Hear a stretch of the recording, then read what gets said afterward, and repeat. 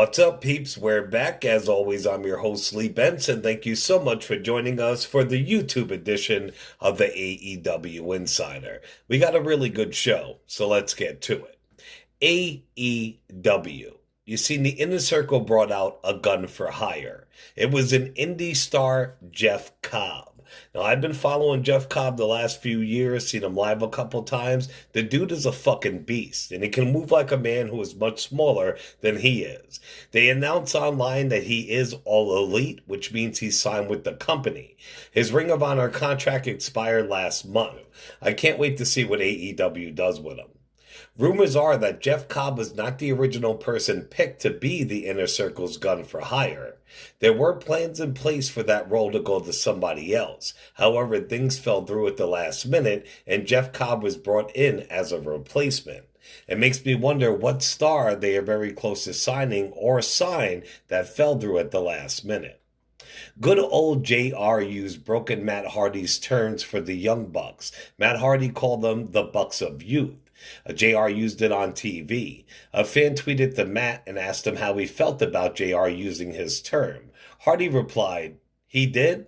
Nothing's sacred anymore." In all seriousness, I would not be who I am without JR. JR always has my blessing to use my term Bucks of Youth, which JR replied that he hoped their paths crossed sooner than later. And for what things are being said behind the scenes, it looks like that's going to happen. A real quick congratulations to Nyla Rose for winning the AEW's women's title on Wednesday night. Sean Spears spoke about his current position in AEW and how he feels about it. This is what he tweeted. He tweeted, them. He's underwhelming, missing, boring, underrated, overrated, a jobber, and a mid-carder. Then he wrote me, as in himself. It was a happy face with a smiley emoji. So even though he's doing what he's doing in AEW, he'd rather be there any day than WWE.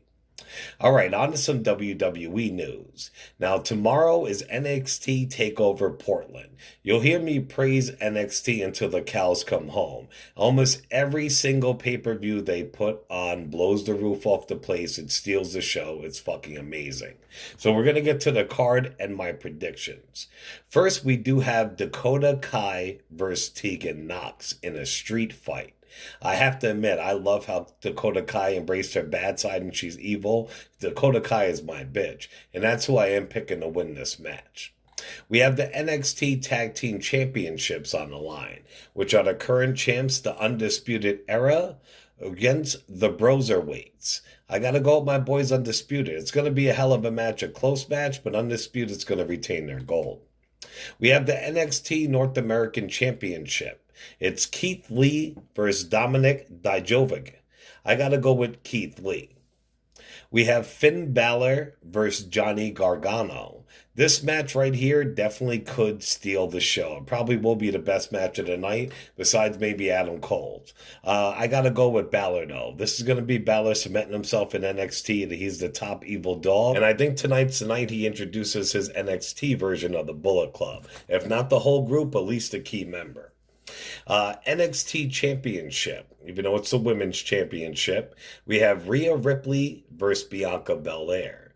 To me, it sucks this match is happening so early because there's no way Ripley's going to lose her belt right now. But Bianca Belair will be a female champion sometime in the very near future. But I got to go with Ripley. And finally, we do have the NXT Championship up for grabs. We have my dog, Adam Cole, Bebe, versus Tommaso Ciampa.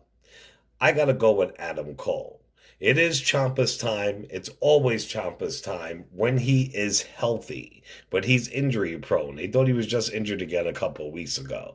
I got to go with my dog Cole to retain. The only way I don't see him retaining is because Mania's coming up, and him and the Undisputed definitely have to get called up. All right, it doesn't look like Super Showdown will be Goldberg's last match anytime soon. They're saying right now they want Goldberg to fight Roman Reigns at WrestleMania. Now, I can't believe I'm saying this, but I myself would like to see Goldberg versus Reigns. I hate fucking Reigns. I hate how Vince tried shoving him down our throats for fucking years and all the other bullshit. But him versus Goldberg, not for a belt or anything like that, that'll be a good match.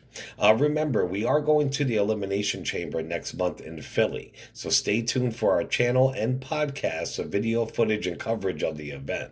We're also going to a horror convention a week after, so definitely stay tuned, peeps.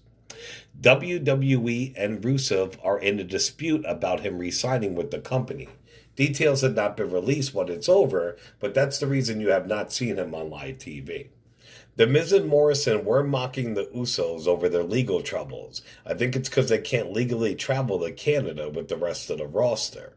The Miz tweeted, "I've done more for WWE than any other superstars dream of, and I always make the show. Even Roman Reigns knows that, from his vast movie experience, that the show always goes on, even when the Usos can't." Roman seen that and he replied, "I doubt anyone has seen your terrible movies, let alone care if you actually make the show. But if you do make it, stop by and get your ass whooped real quick again."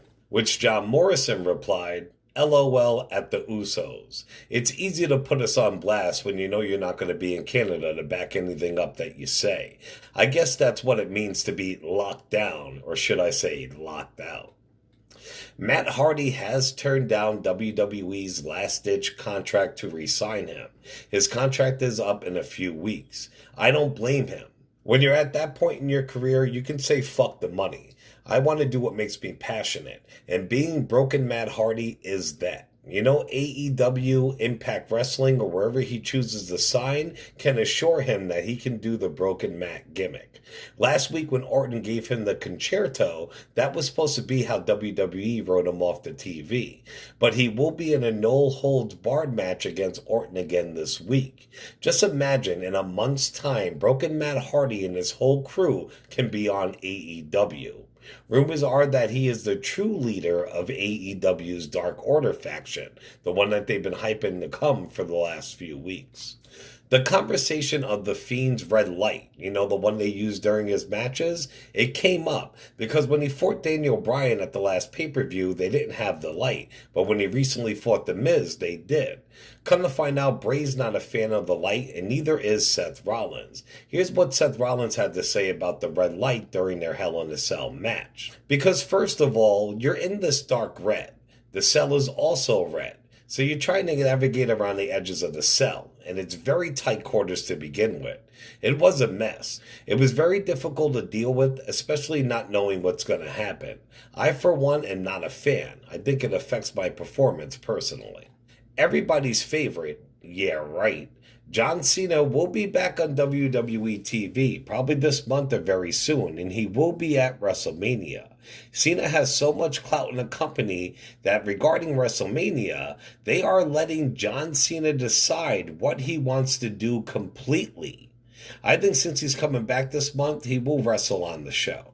As of right now, Undertaker's opponent at WrestleMania has been selected, but we all know that can change at any time.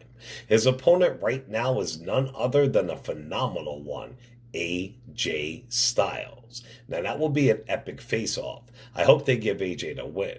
Shit, I hope they stick with it and actually make it happen. WWE interviewer Cathy Kelley has decided to leave the company. She took to Twitter to announce it. Kelley said that, "I typed out and deleted this about 20 times over the past few days. I'm still unsure what to write. I have come to the decision to leave WWE with Sunday's NXT Takeover being my last day. If you know me, you know this was more than a job. You know how much I loved it and how difficult the decision was. But sometimes in order to have room for growth, you have to step away." And finally for WWE, rumors are that Davey Boy Smith, aka the British Bulldog, might be inducted into the WWE Hall of Fame this year. That's very weird because I could have swore he was, and he should have been eons ago if you ask me. Random wrestling news. I do have some sad news to report. It sucks because I'm a huge fan of this guy, but Teddy Hart has been busted for drugs. Hart was arrested Tuesday evening in Richmond, Virginia, for possession of a Schedule III narcotic with intent to sell or distribute.